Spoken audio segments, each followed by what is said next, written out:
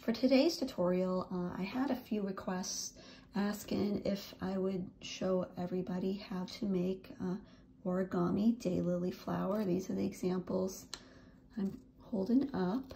It's a fairly simple flower to make, and it doesn't require that much materials at all. Really, all you need is one square piece of paper. Mine happens to be paper specifically used for origami. It's 6 inches by 6 inches wide. If you don't happen to have an origami piece of paper, you can take any old paper and cut it into a square shape. Most traditional origami papers come with either a colored side or a white side. Of course, mine happens to be colored on both sides. So if you do have the traditional origami paper with the one colored and one white side, to begin this flower, you're going to need the white side facing up. And what we're going to do is we're going to make what's called a square base first. And to begin that process, what you need to do is you need to make what's called a valley fold. So you fold your paper in half.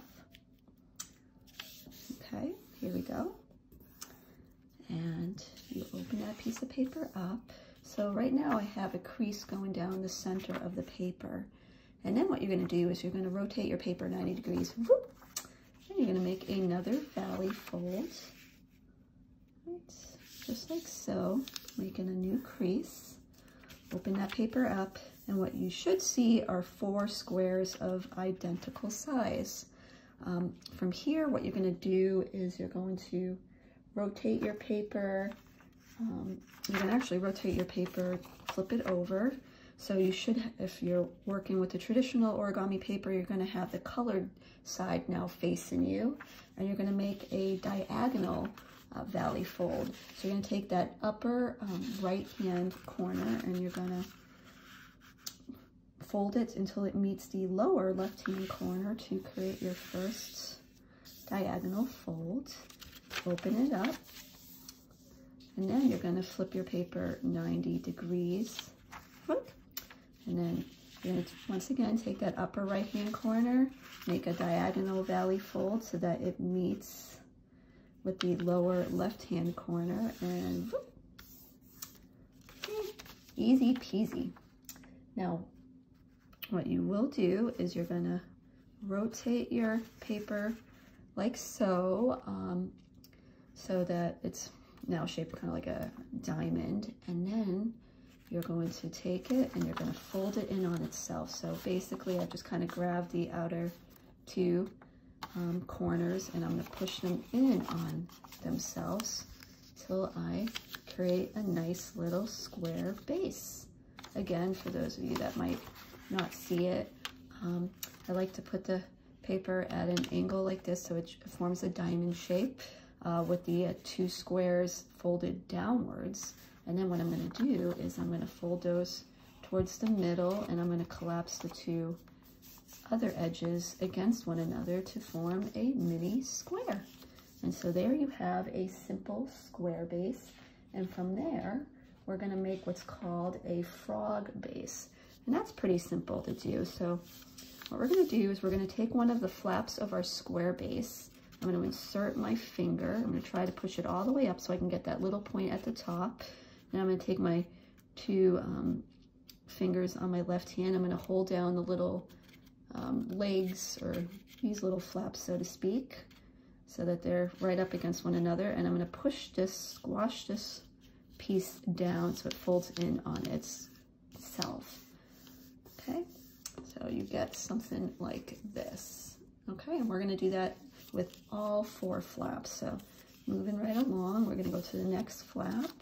Okay, again, I'm going to insert my finger so I can make sure when it folds down, it folds all the way to the tippity tip.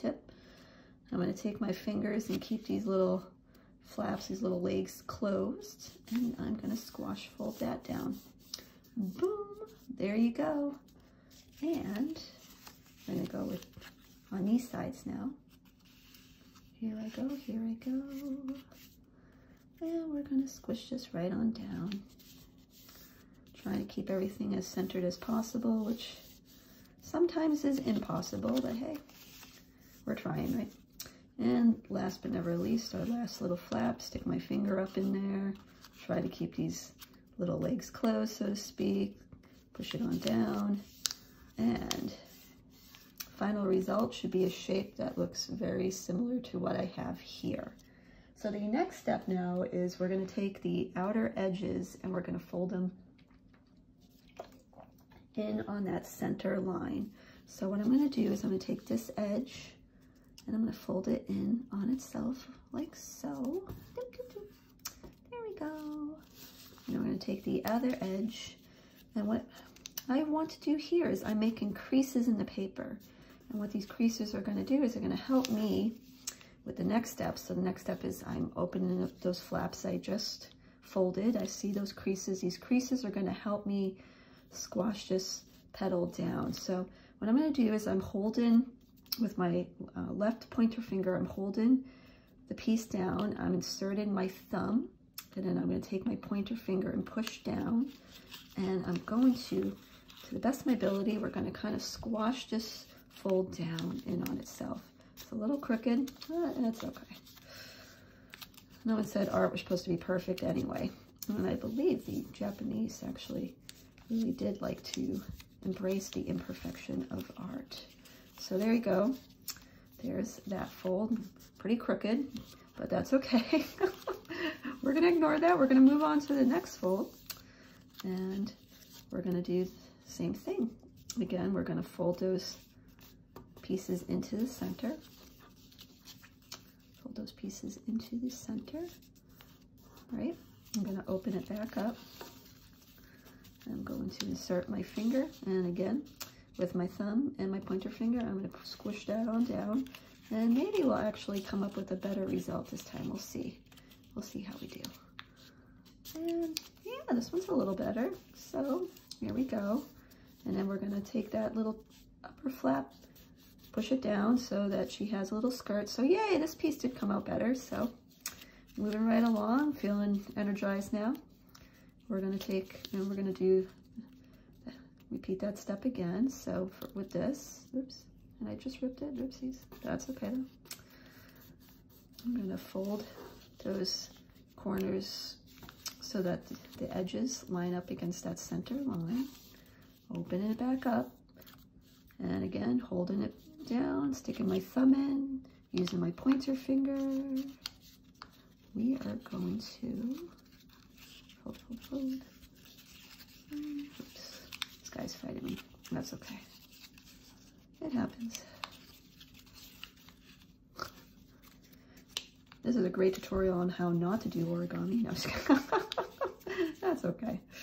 So, there we go. There we go. And squish that down. Again, it's not perfect, but for the sakes of the demonstration, it's fine. And then we're going to move on to the last section. We're going to fold in, right, and fold that other side, just like so. Here we go, wonderful. Open that back up, and again, and again, and again, a failure, no, just kidding. And again, we're going to fold the edges in, and magically they're supposed to fold on themselves, but as you can see, it's a little bit warm today, so my fingers are kind of sticking to the paper, which isn't good, and the paper, instead of moving along like I would like it to, is failing drastically. So, oh well, that's okay. So for now we have basically what they call the frog base. And with the frog base, we're going to move on to making our daylily flower. So with that, we're going to flip our frog base up, right? We're actually going to move it. So I don't want to see this side with the two little legs on top there. I want to see the flat side of that base. And with the flat base, what we're going to do is with this lower section right down here, we're actually going to fold that portion in towards where it meets towards that center line. We're going to do the same on the other side. So now this is forming the little individual petals of each flower, okay? And again with this one, we are going to fold it in towards the base. We're going to fold that in towards the base. And again, here you go. So it should look something like, I'll show you the better side.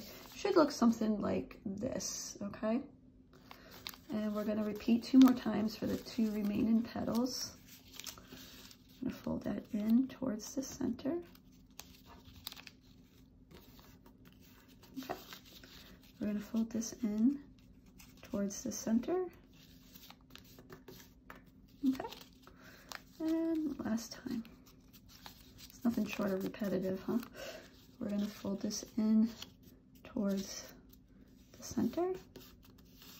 I'm going to fold this one in towards the center. Here we go.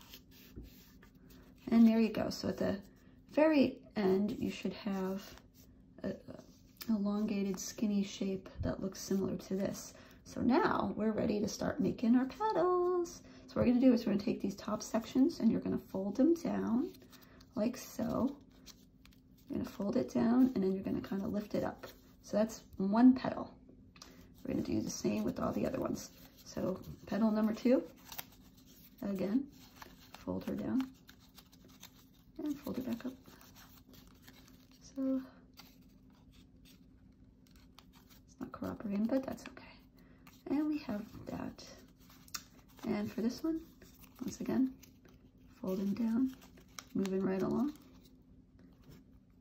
And that's why it's so much better when you can actually make things even and centered, so make your flower all the more pretty. But we do have one trick up our sleeve where we can kind of hide those slight imperfections. Like for this one, I actually ripped a petal, oopsies. So there you go. So we have the petals folded outwards now. Now what I'm going to do is I'm going to, basically I want to curve those petals. So for this, you can either use a bamboo stick or a skewer or a pencil or a pen, some kind of thin rounded shape. And then you're just going to take the edge and you're going to wrap it around that skewer all the way around. And you're just going to kind of manipulate it with your fingers so you create a nice little curve, and you can kind of work it with your fingers to get the kind of curve you want. Okay, again with this side. So that kind of helps. I mean, flowers are organic anyway, so not all flowers are perfect, but kind of helps hide, especially if you're a beginner, or especially if you're kind of rushing, so that you can show everybody how to make a nice little origami flower. Hide those sad little imperfections. So there we go with that. And last but never least, we have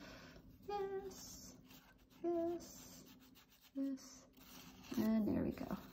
So from here, you can keep the flower together. What I like to do is I like to take the ends and I'll twist them a little bit with my finger.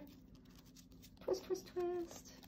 And this looks just lovely in a bowl full of already folded flowers. Or what you could do is, if you happen to have floral wire, this is a cloth wrapped floral wire. You can cut this in half, it's pretty long. What you can do is you can take some tacky glue or Elmer's glue, or some kind of glue, and I like the tacky glue best, and add a dollop of the tacky glue.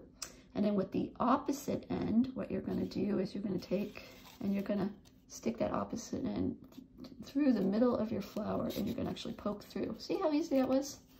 And then you just snake it down, snake it down, snake it down. Here's the glued end until the glue end meets where you want the flower to join. And then you just glue it.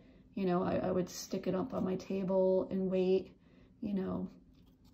until the glue sets. You can also, if you happen to have floral tape, you can certainly use floral tape to wrap around to kind of tape the flower head to the floral wire as well. But as you notice with my examples, I didn't do that. it actually glued pretty fine, and it looks pretty nice. So thank you so much for watching this. Feel free to subscribe to my channel if you want to see other videos, and absolutely leave some comments behind for some things you may want to see art related. I will do my best to try to make it happen, make a video on it. So thanks so much. Have a great day. Bye.